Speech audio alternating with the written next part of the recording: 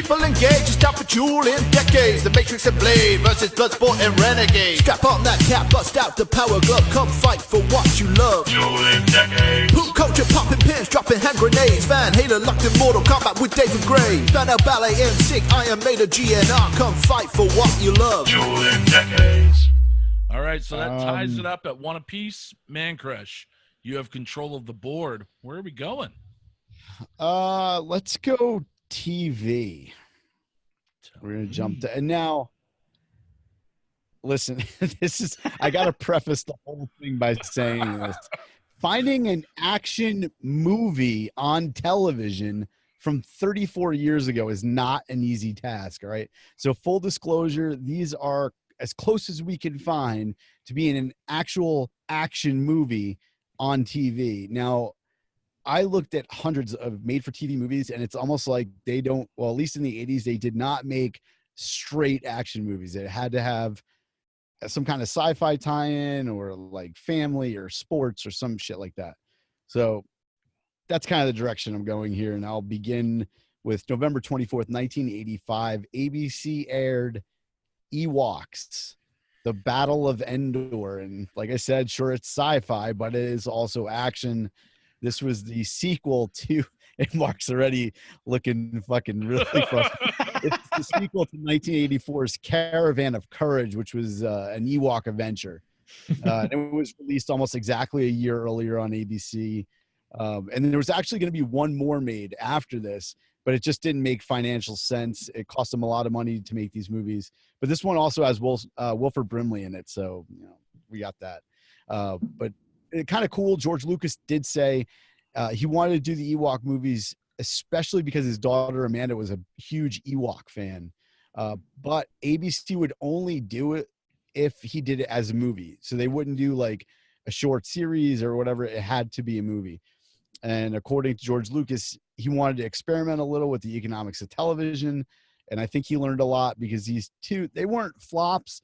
They were big at the time. They just didn't have any longevity. But it also helped him figure out how to make another fantasy film that he made next. And of course, that was Willow, which we mentioned earlier with Val Kilmer. And that went on to be a cult classic afterwards. And he wouldn't have had that if it wasn't for these Ewok movies. And he actually went on record saying that. So, yeah, damn, not really speculation. That's great. And now my second pick of this round, from November 22nd, 1985, we premiered a little David Hasselhoff movie known as. Nah, you guys, I know you're both looking at me like, oh, it's going to be fucking Knight Rider. It's not. It's Terror at London Bridge. Oh, yeah. This is a movie about how Jack the Ripper comes back to life in 1985 after moving. And this is true. They moved the London Bridge from London to Lake Havasu. So basically what they did in this movie is they said after moving the London Bridge to Lake Havasu, a young girl bleeds on a stone that supposedly Jack the Ripper's soul is trapped in. I think that's how it went. And I shit you not, she bleeds on the stone and it releases Jack the Ripper onto Lake Havasu. And Hasselhoff plays Detective Don Gregory, and it's a race to figure out who the murderer is. And of course, he's the only one that figures out right away that it's Jack the Ripper. But of course, nobody believes him. The movie also had Adrian Barbeau in it and a bunch of other people I've never friggin' heard of.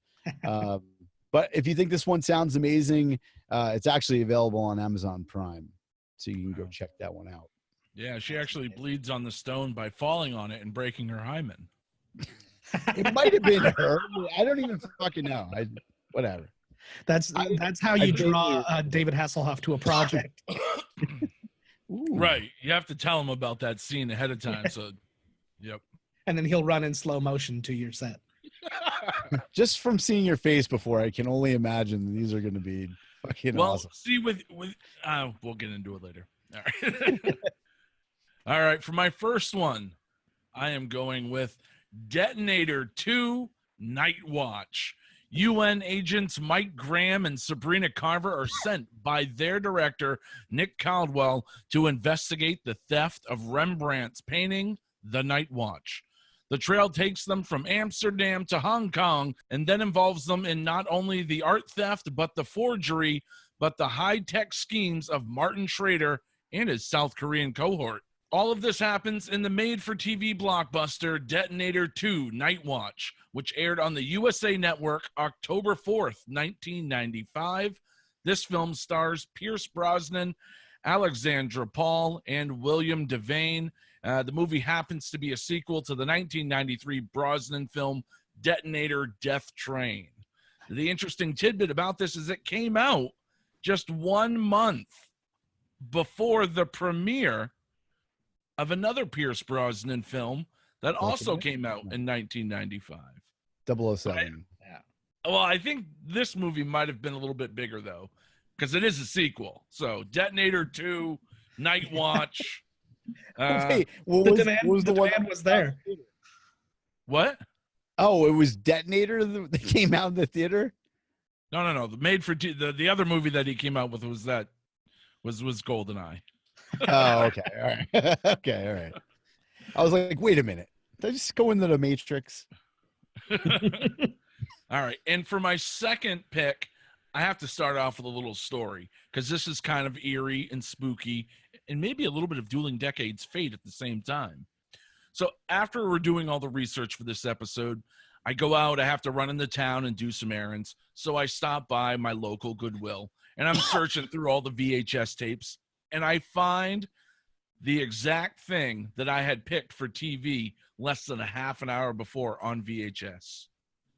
That is The Adventures of Young Indiana Jones, the Treasure of the Peacock's Eye. Indy is on the trail of a 140-carat diamond that once belonged to Alexander the Great using a map given to him by a dying soldier. This is the 18th film in the Adventures of the Young Indiana Jones. It originally aired on January 15th, 1995 on the Family Channel and stars a young Sean Patrick Flannery as the young Indiana Jones. Later retitled The Treasure of the Peacock's Eye for its release on home video on October 26, 1999. The home video edit is nearly identical to the original broadcast version.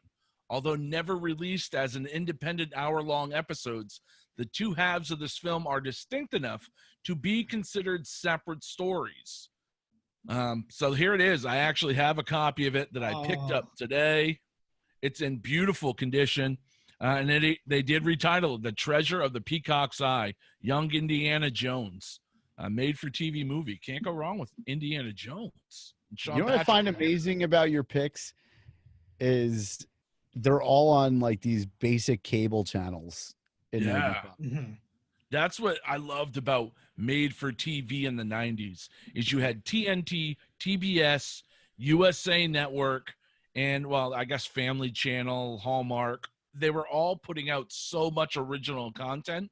Not all of it was quality, but they were putting out content. We'll put it that far.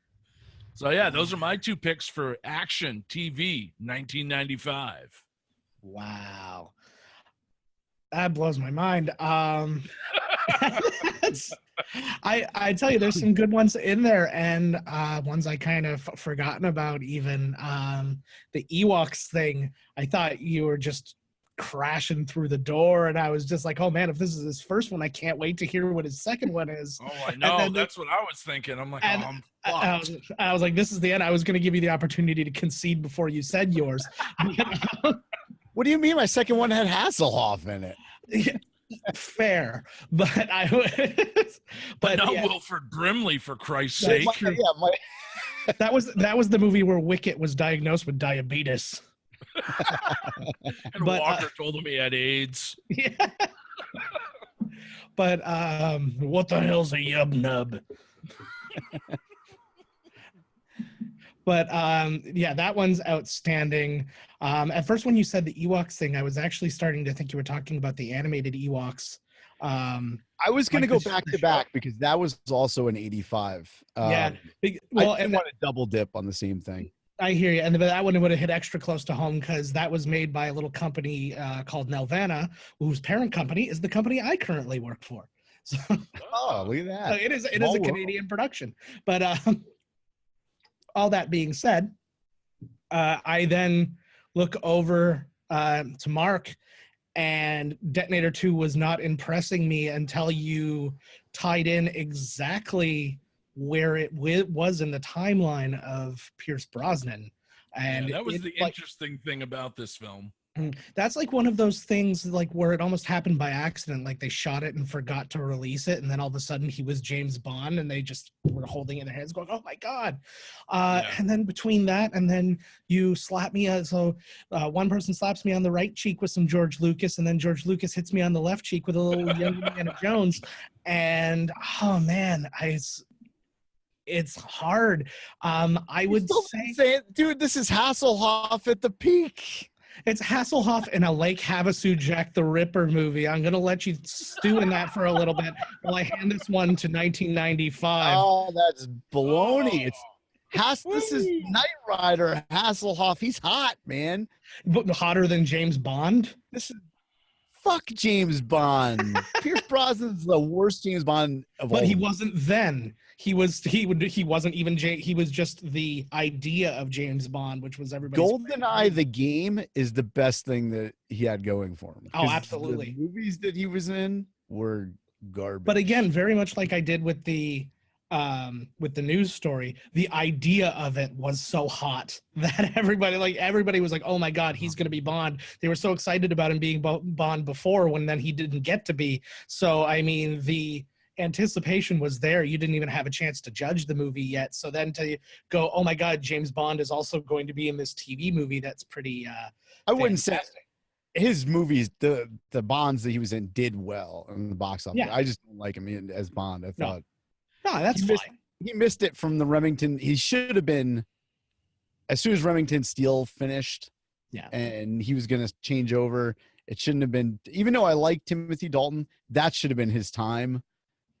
So going into the 90s, I already thought he was like a bit forgotten. So maybe that brought him back into the grand scheme of things. I don't know. Yeah. My opinion.